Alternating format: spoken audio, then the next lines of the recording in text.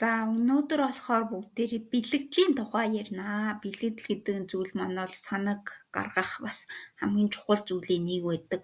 Тийм учраас айлуулах бэлгэдэл тэгээ байж ээж үг хэлэхгүй байсан ч гэсэн бэлгэдлийг зохиолж гинэ бүх зүйлд ингээ оруулаад өчгөр хүмүүс үг хэлэхгүй байсан ч утгыг нь хараад ч юм уу сонсож мэдрээд эсвэл шин чанараар нь ойлгох зүйлийг л бэлгэдэл гэж нэрлэдэг байгаа. Төлөөлөх гэж ойлгож болно. За тэгвэл одоо цусган мэдээ яг энэ бэлгэдэл маань юу байв гэдэг бүгдээрээ өнөөдөр яриа л та. За энэ бол нэгдүгээр сар байна тий. Та энэ зургийг хараад яг юу гэж бодож байна гэдэг энэ даалгавар дээр бас бичиж өгнө гэсэн үг шүү. За тэгвэл сар юу гэж бэлэгддэг?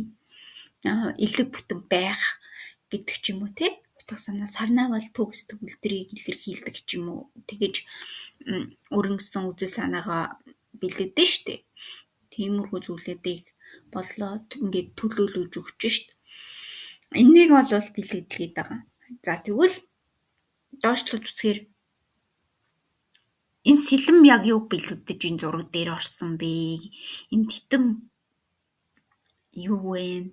Юу болсон бэ гэдэг утга санааг та бүхэн энэ зургуудыг харж агаад даалгавар дээр бичиж өгөх байгаа. Яагаад гэвэл энэ бэлэгдэл яг энэ зургийг хараад яг ямар мэдрэмж төрж ийн, ямар сэтгэл төрж ийн гэдэг зүйлээ бичиж өгөх нь өнөөдрийн хичээлийн маань гол зорилго байгаад байгаа. Тэгээд энэ цустай болцсон байна. Тэгээ гэрэл асцсан байна. Тэр титэм яага газар тавигдсан. Энэ сарнаа яг ингээд твцсэн байгаа нь яг ямар учиртай юм.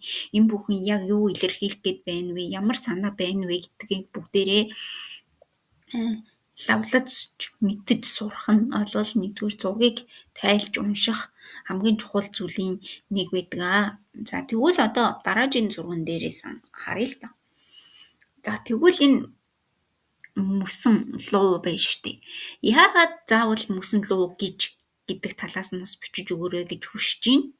Тэгээд энэ арт талд нь байгаа энэ цэнхэр нүгшиг юм яг юу юм? Яг яагаад энэ бүхнийг ямар учир шалтгаантай оруулж өгсөн гэдэг. За тэгээд ингээ анзаарчих юм бол өнгө тоон гэдэг зүйл дээр бас ихлүү ач холбогдол өгөөрэй. За тэгвэл энэ луу маань яагаад ингэж бустай холбоотой байгаа юм гэдэг ч юм уу тий. Энэ бүх зүйлүүдэд бэлэгдлээ бүгдээрээ энэ хичээлээрээ задлаж тайлбарлаж та бүхэн маань бичих нь байна.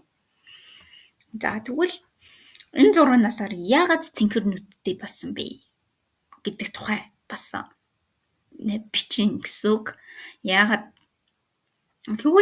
энэ цонхор цагаан шонхорыг оруулж өгсөн? Яагаад заавал цагаан баг гэдэг сэтгэлдлүүдийг бүгдээрээ бэлгэдлийн хичээл дээр үзнэ.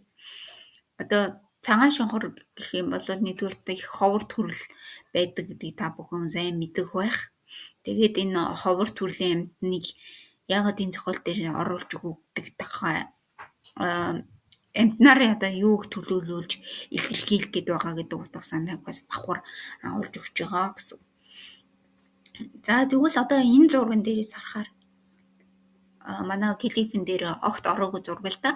Тэгвэл одоо энэ зургийг хараад яг ямар мэдрэмж сэтгэл төрж ийн гэдгээ бас бичээд. За тэгвэл тэгээ ард нь байгаа тийм сахиусан дэнгэрүүд яг юу бэлэгдэж байгаа юм. Тэгээ хасаа талаа юу бэлэгдэж байгаа юм. Тэгэл энэ зүйлээ дамжуулаад яг ямар утга санаа илэрхийлэх хүсэж байгаа юм гэдэг зүйлийг бичиж өгнө гэсэн үг. Тэгээд энэ лав хэрвээ унтарсан бол яах ёстой юм. Тэгээд энэ хар сарнаа яг ямар утгатай юм гэдэг бүх зүйлүүдийг бэлэгдэл гэж үзэж болно. Нэгдүгээр энэ зурган дээр суурилсан юм хичээлийн маань бол бэлэгдэл метафор гэдэг зүйл маань бол яг л альтхан мэдрэмж сэтгэл хэлэх гэсэн санаа гарсан байна уугүй юу гэдгийг одоо зургаар дамжуулж харах хамгийн чухал зүйлийн нэг байдаг байгаа. За тэгвэл одоо түүх зохион. Одоо түүх зохион гэж та бүгд сайн энэ зургуудыг харсан. Тэгвэл одоо энийгээр яг ямар утга санаа илэрхийлэх гээд байна гэдгийг 100-аас 200 хүн багтааж бичээрэй. Тэгээ яг юуны тухай байв? Дүрсний зохицол нь юу байв? Тэгээ энэ өнгө нь юуг илэрхийлж ийн гэдэг дээр гол ач холбогдол өгж энэ даалгавраа хийгээрэй. За тэгээд даалгавар маань бол 23 цагаас хойш орохгүй, хэтэрсэн бол оноо авахгүй гэдэг журмаараа явагдана. Тэгвэл энэ хичээлийн даалгавраа оруулаарай. Энэ их чухал хичээл байгаа шүү. За баяртай.